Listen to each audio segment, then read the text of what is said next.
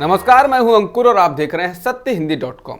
आइए एक नजर डाल लेते हैं अब तक की सुर्खियों पर। पीएम मोदी के मुखर विरोधी तेलंगाना राष्ट्रीय समिति यानी कि टीआरएस के अध्यक्ष और तेलंगाना के मुख्यमंत्री के चंद्रशेखर राव यानी केसीआर आज बिहार में नीतीश कुमार और आरजेडी के संस्थापक लालू प्रसाद यादव और तेजस्वी यादव से मुलाकात करेंगे। वो इस दौरान मुख्यमंत्री नीतीश कुमार से देश के ताज़ा राजनीतिक हालात पर चर्चा करेंगे।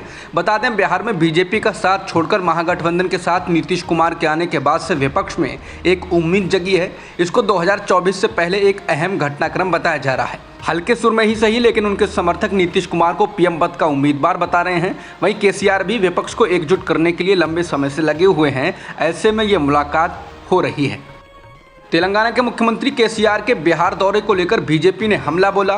बिहार के पूर्व उप मुख्यमंत्री और बीजेपी नेता सुशील कुमार मोदी ने विपक्षी एकता का ताज़ा कॉमेडी शो इसको बताया है। सुशील मोदी ने कहा है कि केसीआर नीतीश मुलाकात विपक्षी एकता का ताज़ा कॉमेडी शो है। उन्होंने टीआरएस को भी आरजेडी की तरह भ्रष्टाचार में डूबी परिवारवादी पार्टी बताया और कहा कि केसीआर तेलंगाना में जनाधार खो चुके हैं। सुशील मोदी ने एक के बाद एक ट्वीट कर कहा, ये लोग भ्रष्ट और परिवारवादी दलों को साथ लेकर प्रधानमंत्री मोदी को पराजित करने का सपना देख रहे हैं, लेकिन विपक्षी एकता मेढक तौलने जैसा हो गया है। विपक्ष का हर नेता खुद को पीएम मटेरियल मान रहा है, जबकि कांग्रेस राहुल गांधी पर कोई समझौता करने को तैयार नहीं। उन्होंने कहा कि विपक्षी मुख्यमंत्रियों का मेलजोल दरअसल भाजपा के बढ़ते जनाधार और प्रधानमंत्री मोदी की अपार लोकप्रियता से डरे सहमे लोगों की हताशा का परिणाम है।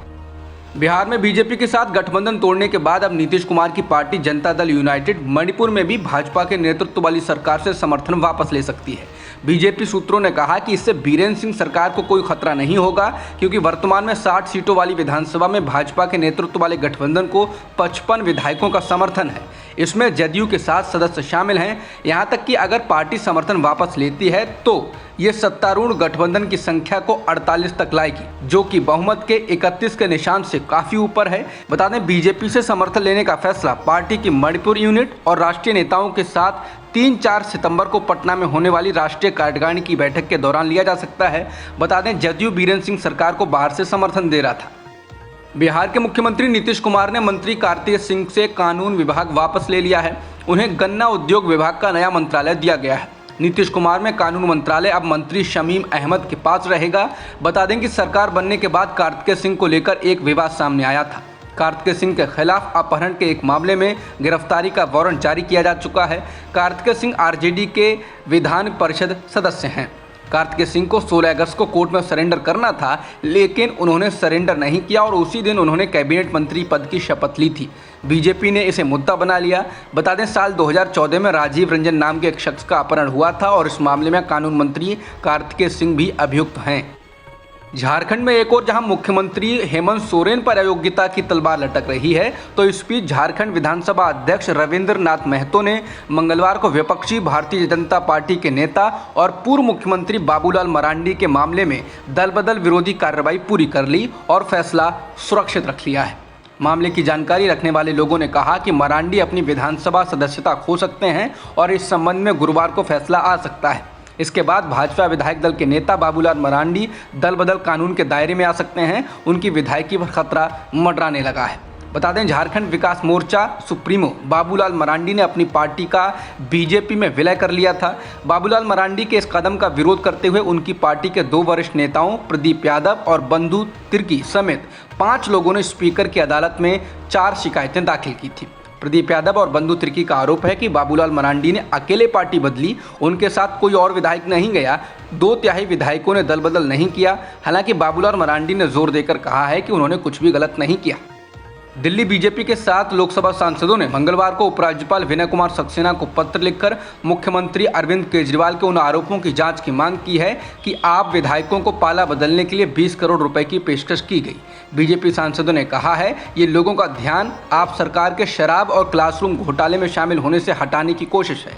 बता दें, बीजेपी ने आप सरकार पर शराब नीति में घोटाला और स्कूलों में कमरे बनवाने में घोटाला करने का आरोप लगाया है। इस बीच आम आदमी पार्टी ने आरोप लगाया कि बीजेपी आम आदमी पार्टी के विधायकों को खरीदने की कोशिश कर रही है। हर विधायक को 20 करोड़ रुपए ऑफर दिए जा रहे हैं और सरकार गिराने की कोशिश है।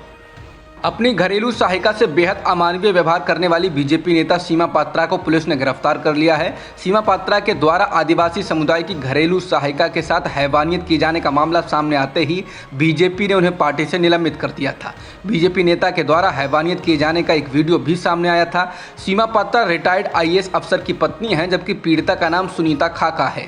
बीजेपी नेता पर आरोप है कि उन्होंने आदिवासी महिला को 6 साल तक कैद रखा, जीभ से फर्श साफ करने और पेशाब चाटने को मजबूर किया, रॉड से दांत तोड़ दिए और गर्म तवे से उसके शरीर को जला दिया। अमानवीयता की शिकार हुई आदिवासी महिला को रांची पुलिस ने छुड़ाया था। 29 वर्षीय यह महिला अस्पताल में भर्ती है। महिला ने आरोप लगाया है कि सीमा पात्रा उन्हें गर्म तवे से जलाती और नियमित रूप से उनकी पिटाई करती थी।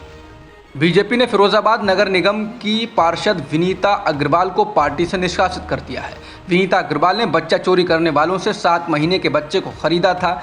विनीता अग्रवाल और उनके पति कृष्ण मुरारी अग्रवाल ने इसके लिए 1,80,000 रुपए दिए थे। इस दंपति के पास एक बेटी थी और वो एक बेटा चाहते थे।